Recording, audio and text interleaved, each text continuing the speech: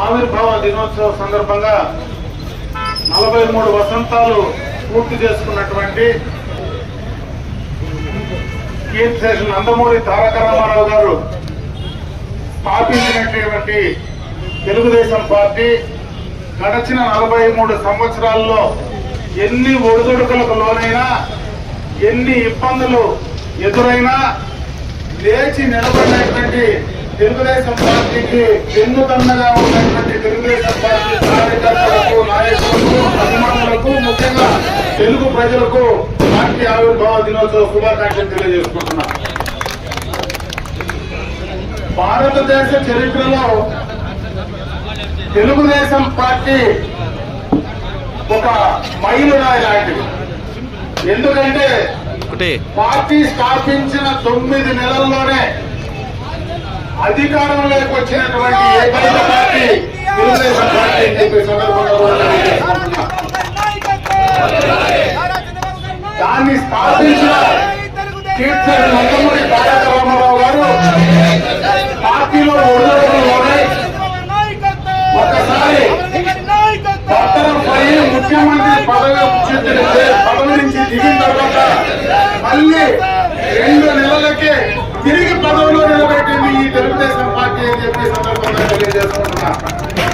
భారతదేశంలో సంక్షేమాన్ని తీసుకొచ్చినటువంటి ఏకైక పార్టీ, మొట్టమొదటి పార్టీ ఈ తెలుగుదేశం పార్టీ అని చెప్పి గుర్తు చేస్తా ఉన్నారు.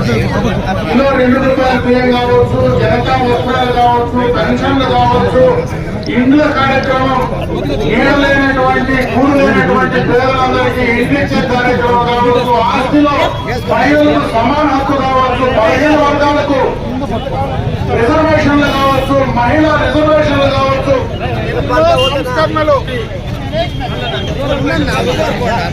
ఈరోజు రాష్ట్ర వ్యాప్తంగా కూడా బ్రహ్మాండంగా కూడా ఈ కార్యక్రమాలు నిర్వహించుకుంటున్నాం.